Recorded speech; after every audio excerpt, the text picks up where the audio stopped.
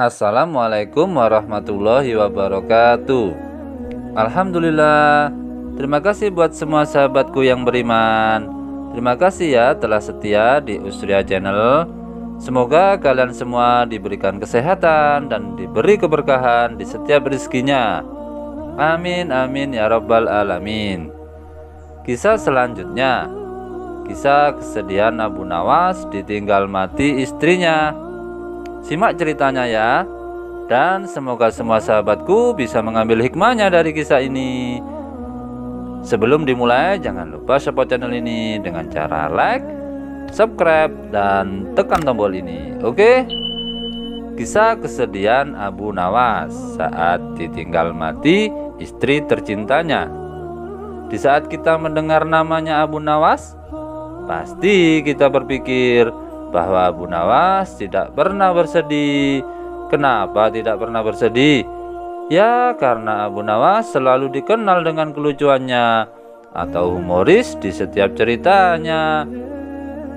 Kisah saat ini bukan kisah kelucuan atau kecerdikan Abu Nawas, melainkan kisah kesedihan dari Abu Nawas saat istrinya meninggal dunia.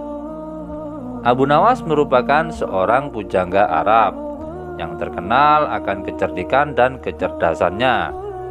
Abu Nawas juga dikenal sebagai seorang sufi yang dikagumi banyak orang, karena Abu Nawas dapat membantu banyak orang dalam menyelesaikan segala permasalahan yang dialami dengan kecerdasan atau kecerdikan yang sesuai dengan logika.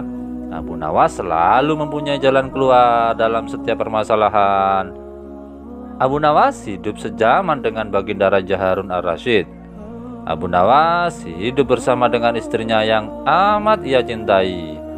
Abu Nawas pun hidup bahagia bersama dengan istrinya. Terlebih, sang istri yang berparas cantik dan soleha itu sangat berbakti kepada suaminya. Oleh karena itulah Abu Nawas sangat mencintai istrinya. Namun, kebahagiaan Abu Nawas bersama istrinya tidak berlangsung lama, karena istri yang amat dicintai oleh Abu Nawas dipanggil oleh Sang Maha Pencipta. Oleh karena itulah Abu Nawas sangat terpukul dan sangat bersedih, karena Abu Nawas harus kehilangan sang istri tercinta untuk selamanya. Abu Nawas sangat tidak menyangka kenapa sang istri begitu cepat meninggalkan dirinya. Para tetangga dan sahabat dari Abu Nawas banyak berdatangan dan menghampiri Abu Nawas untuk mengucapkan duka citanya dan menghibur Abu Nawas. Mereka semua juga berusaha untuk mencoba menghibur Abu Nawas agar tidak berlarut-larut dalam kesedihannya. Abu Nawas, kamu itu tidak perlu terus-terusan bersedih. Aku punya saudara perempuan, wajahnya pun tidak kalah cantik dengan istrimu. Kalau kamu berkenan, bagaimana kalau aku nikahkan denganmu? Ucap salah satu dari sahabatnya. Sementara ada tetangganya yang lain juga berkata, ikhlaskanlah wahai Abu Nawas akan kepergian istrimu. Tak perlulah terus kau tangisi. Semua yang terjadi ini adalah kehendak Allah Subhanahu wa Ta'ala. Abu Nawas, aku punya anak perempuan, wajahnya cantik pula. Kalau kamu mau, bagaimana aku akan menikahkannya denganmu? Tak perlu pakai mas kawin yang mahal Abu Nawas. Mas kawinnya semampunya kamu saja Abu Nawas. Karena para sahabat dan tetangga yang selalu menghibur, selang beberapa hari kemudian Abu Nawas terlihat kembali ceria seperti sedia kala. Ia kembali melakukan aktivitasnya seperti biasanya. Tidak ada lagi kesedihan di raut muka Abu Nawas. Abu Nawas pun juga mulai sering nongkrong di warung kopi bersama para sahabat dan tetangganya. Kami ikut senang Abu Nawas, kamu tidak lagi terlihat sedih, ucap dari salah satu sahabatnya saat nongkrong di warung kopi. Itu semua karena kalian semua yang selalu menghibur aku. Aku sangat berterima kasih kepada kalian semua, jawab Abu Nawas. Beberapa minggu setelah kepergian istrinya, Abu Nawas kembali dirundung kesedihan lagi. Keledai Abu Nawas yang satu-satunya mendadak tiba-tiba mati untuk selamanya. Hal itu membuat hati Abu Nawas kembali terpukul. Duh, kasihan sekali Abu Nawas, sebab peliharaannya itu sangat penurut dan sering menemani Abu Nawas dikala Abu Nawas merasa kesepian. Aduh, kasihan sekali Abu Nawas. Setelah ditinggal mati istrinya, sekarang ditinggal mati keledainya yang penurut itu.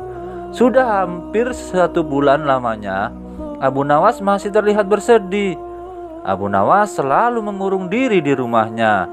Abu Nawas juga tidak pernah keluar untuk berkumpul bersama sahabat dan para tetangganya seperti biasanya.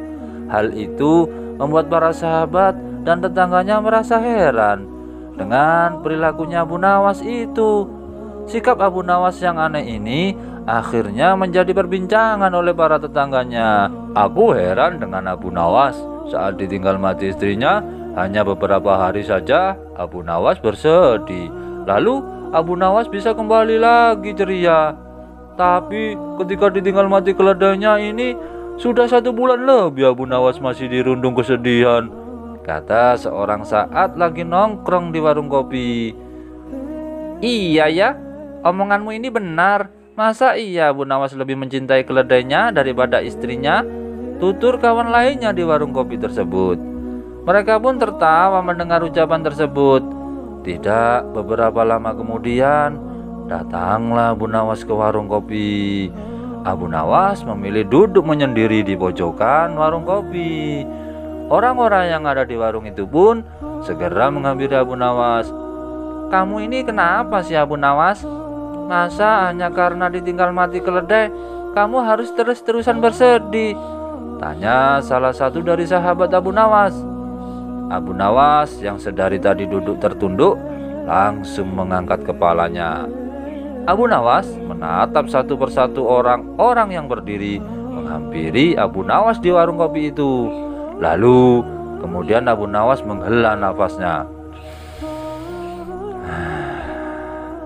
sambil berkata, kalau saja kalian ingat saat aku kehilangan istriku, kalian semua menghiburku. Bahkan ada yang menawarkan adik perempuannya untuk dijodohkan denganku. Dan ada pula yang menawarkan anak perempuannya untuk dijodohkan denganku. Sehingga saat kepergian istriku, aku tidak terlalu bersedih. Tapi sekarang, saat keledaiku mati, kenapa tak ada seorang pun yang datang menghiburku? Apalagi yang menawarkan keledainya untuk menggantikan keledaiku yang mati, tutur Abu Nawas. Setelah berkata seperti itu, Abu Nawas pun lalu pergi meninggalkan mereka yang berada di warung kopi tersebut. Orang-orang yang berada di warung kopi menjadi bengong mendengar alasan Abu Nawas. Itulah kisah kesedihan Abu Nawas saat ditinggal istri tercintanya. Bagaimana sahabatku? Semoga kalian semua bisa mengambil hikmahnya ya. Pada intinya, pesan dari kisah Abu Nawas ini, kita harus tetap menghibur atau membantu teman kita atau sahabat yang lagi mendapatkan musibah. Meskipun kita tidak mampu memberi bantuan berupa materi, ya setidaknya kita berusaha untuk menghibur teman atau sahabat kita yang sedang terkena musibah. Oke sahabatku, tetap semangat dalam hal kebaikan ya sahabatku. Jangan lupa ya, yang belum subscribe di subscribe. Terima kasih sahabatku. Tetap semangat, semoga bermanfaat, dan jangan lupa bersolawat. Assalamualaikum warahmatullahi wabarakatuh.